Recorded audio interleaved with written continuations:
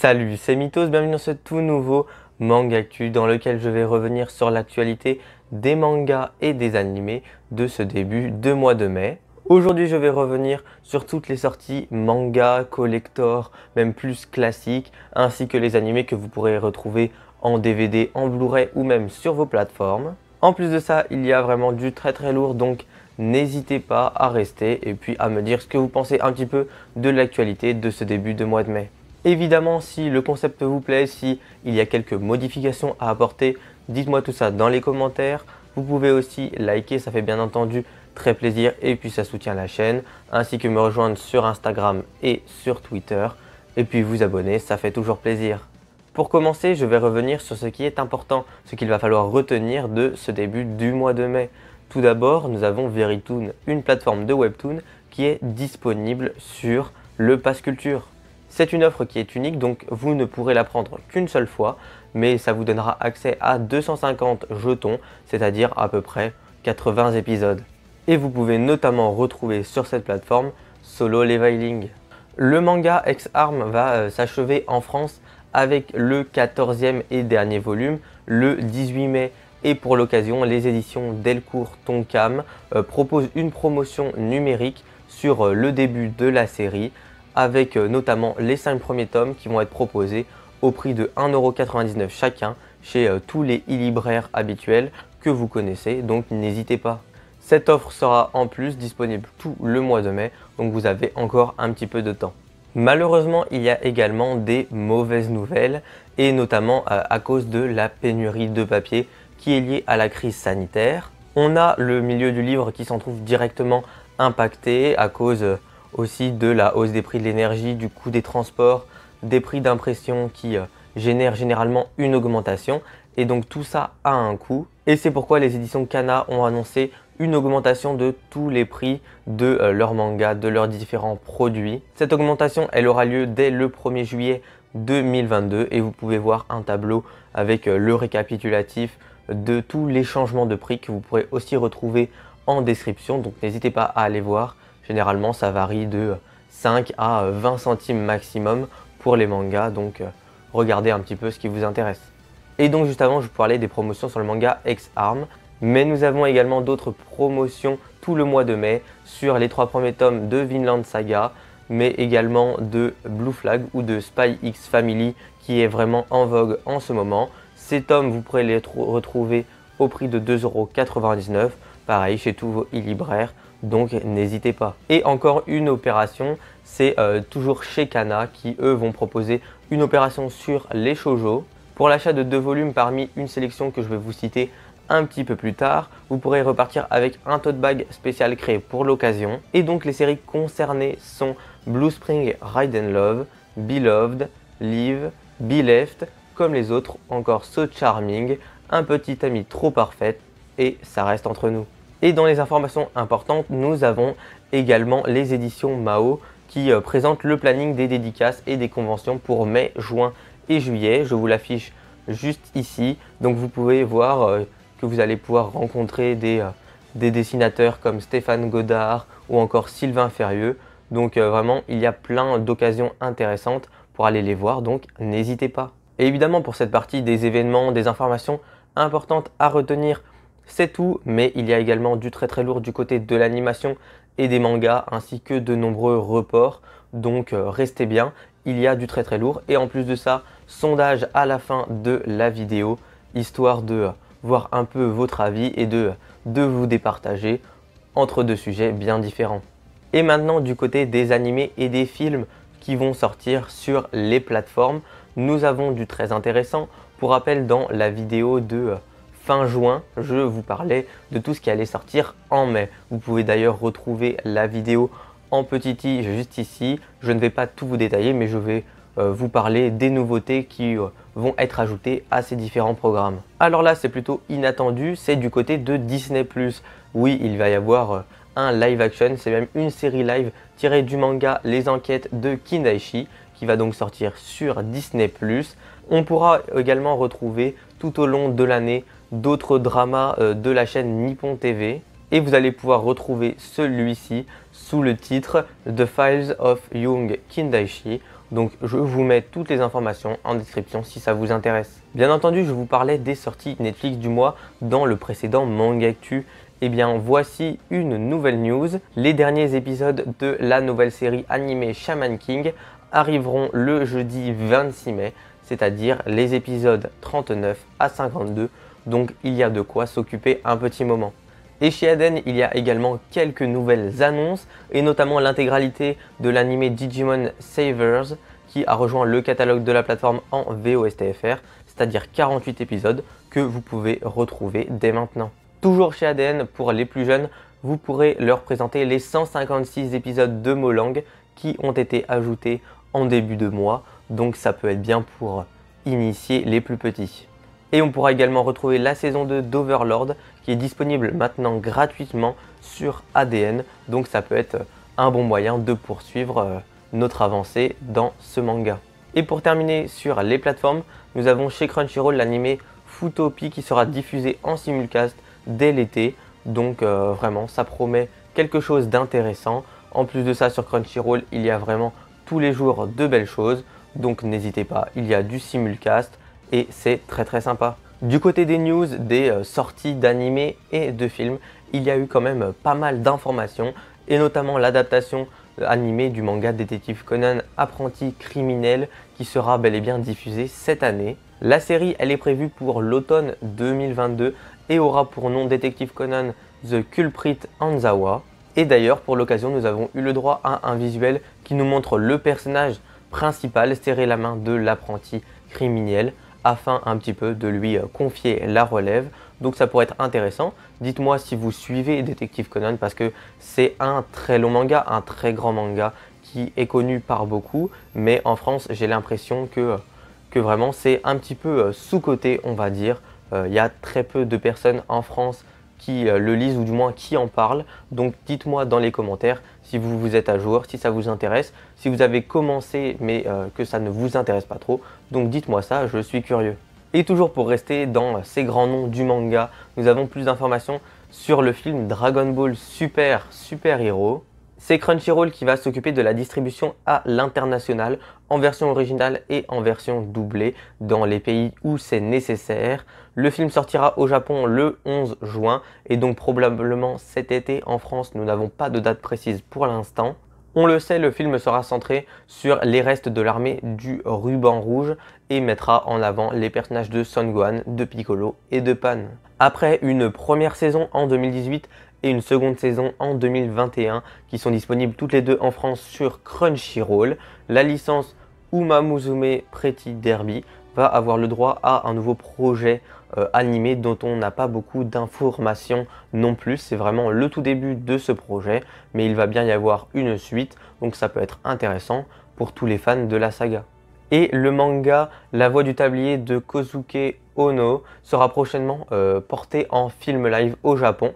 Donc ça peut être une bonne chose si vous aimez la licence. Moi je ne connais pas trop, donc dites-moi si c'est bien. Et pour les 30 ans du manga Sailor Moon, nous avons eu une très bonne nouvelle. On sait que le dernier arc, donc c'est-à-dire Shadow Galactica, va être adapté en animé.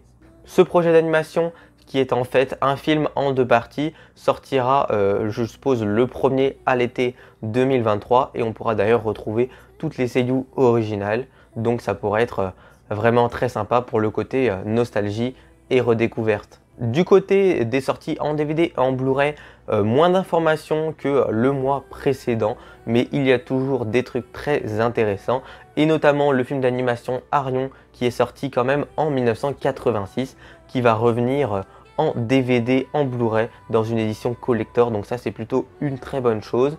Le contenu n'est pas encore connu, mais on a un premier visuel que je vous mets juste ici qui a l'air très intéressant. Et 18 ans après l'édition DVD qui était sortie chez Sony, le film Memories va enfin revenir en support physique, donc cette fois-ci en HD chez D-BEX. Il y aura une édition DVD Blu-ray qui sera garnie de 2 petits bonus, donc ça risque d'être très sympa et on a eu quelques visuels également, donc vous pouvez aller regarder tout ça dans la description. Et pour les fans des studios Ghibli, on sait que Wildside ont annoncé une nouvelle collection dédiée à ces films.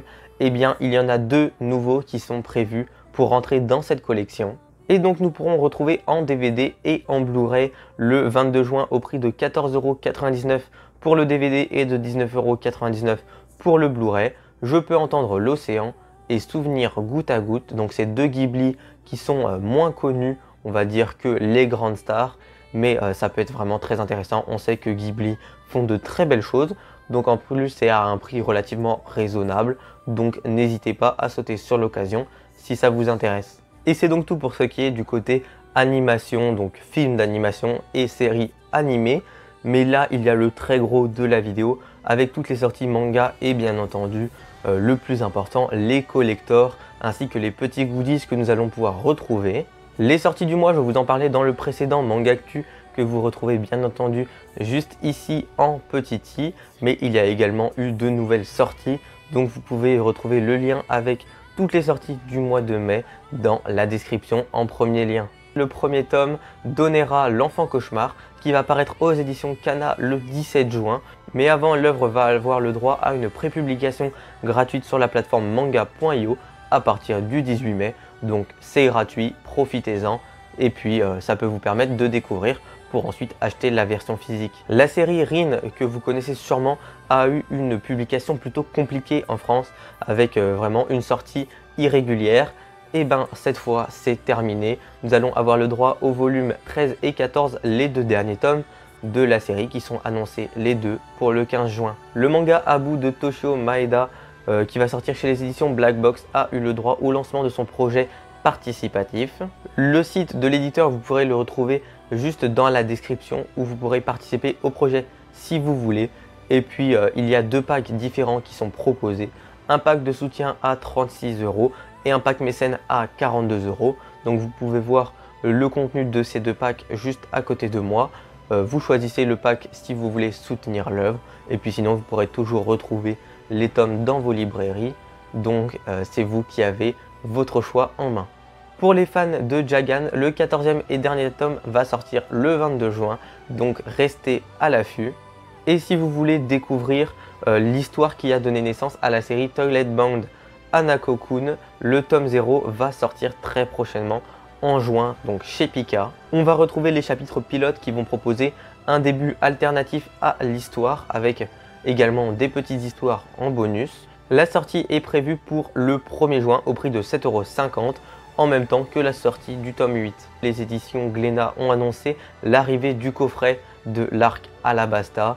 C'est un coffret donc que vous allez pouvoir retrouver le 1er juin au prix de 75,90 €, donc le même prix que les tomes unitaires, mais vous allez avoir le petit coffret en prime et puis le coffret vide viendra un petit peu plus tard dans l'année que vous pourrez acheter indépendamment des mangas.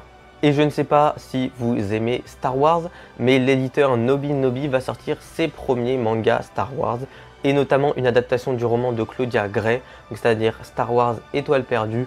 Le second manga par contre, quant à lui, c'est Star Wars La Haute République qui se déroule bien entendu durant l'ère de la Haute République. Donc si vous aimez les mangas et Star Wars, ça peut être très intéressant. Je n'en ai pas encore lu de manga Star Wars, mais je pense qu'il y a matière à faire de très bonnes choses. Le troisième artbook du manga Black Butler va arriver en France le 14 octobre 2022 au prix de 19,95 €. Cet artbook sera au même format que les deux précédents, donc c'est-à-dire 210 par 257 mm. Il va contenir des pages spéciales avec du papier transparent et puis l'éditeur va également en profiter pour réimprimer les deux premiers artbooks.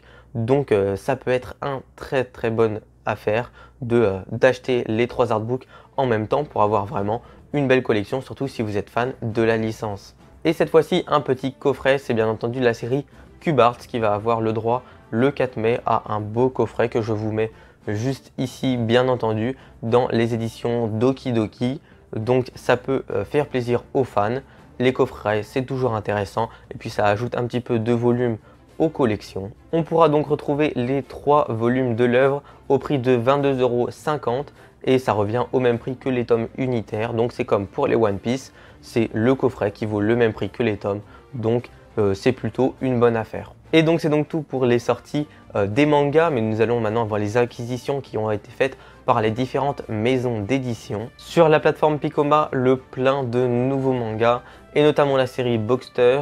ou encore Kimongai, la ville aux portes des enfers, mais également plutôt des shoujo comme Réincarnée en servante de la future méchante, 20 ans plus tard, marre d'être la sbire de la méchante, un mariage arrangé vous dites, tout sauf le mariage, donc vraiment plein de shoujo. Si ça vous intéresse, foncez sur Picoma. Et un manga un petit peu loufoque, c'est Nous irons manger du crabe des éditions Noévé, qui a été annoncé. Donc c'est une série, une comédie un petit peu sensuelle qui sera adaptée en live cet été. Le manga Killer Shark in Another World vient d'être annoncé par les éditions Meian et donc il devrait sortir le 22 juillet. C'est un mélange de requins, d'isekai et un petit peu d'humour, donc ça peut être très sympa. Et donc pour les acquisitions de mangas, c'est bien entendu terminé, mais là il y a eu une vague de reports assez importante, donc on va revenir là-dessus. En raison de la pénurie de cartons et de soucis de fabrication, le tome 8 de Spy X Family et son collector sont reportés au 23 juin 2022. Du côté de chez Kana, je vais vous parler des modifications des prix un petit peu plus tôt dans la vidéo, mais là ça va être des modifications de sortie et notamment à cause du confinement en Chine. Nous avons tout d'abord l'édition exclusive de The Elusive Samurai de Yusei Matsui, l'homme qui a créé Assassination Classroom. Le stand en acrylique qui devait accompagner cette version n'a pas pu être produit et donc il sortira en même temps que le tome 5 de la série au mois de novembre. Malheureusement donc le collector est annulé, mais les deux premiers opus vont sortir le 20 mai, donc ça pourra nous réconcilier. Une autre édition collector, c'est le tome 100 de Détective Conan qui est impacté également. Le coffret qui devait accueillir les 3 marque-pages, un poster, un pins, ne pourra pas être prêt pour le mois de juin et donc l'édition collector et le volume simple ont été reportés au mois de septembre. Et également les 2 tomes du spin-off Wild Police Story, donc le spin-off de Détective Conan, vont eux aussi être reportés au mois de septembre pour accompagner la sortie du tome 100. Et c'est donc tout pour ces informations, il y en a eu vraiment énormément. Là, bien entendu, je vais terminer cette vidéo par un petit sondage. Vous me donnez votre avis dans la description, je veux un avis argumenté. Et puis on pourra y réagir lors du prochain Manga Actu. Et donc le sondage c'est: est-ce que vous préférez Dragon Ball GT ou Dragon Ball Super? Bien entendu, les deux sont différents. Dragon Ball Super n'est pas terminé, mais vous pouvez me donner votre avis en fonction de là où vous en êtes et de là où le manga et où l'anime en sont. Donc donnez-moi votre avis en commentaire. En tout cas, la vidéo est longue, donc je vais essayer de raccourcir pour la prochaine fois. Si vous voulez vraiment toutes les informations, dites-le moi dans les commentaires. Si vous voulez vraiment un condensé des informations importantes, dites-moi ce que vous préférez et puis j'essaierai d'aviser avec le temps. En tout cas, si cette vidéo Manga Actu vous a plu, n'hésitez pas à liker, ça soutient la chaîne.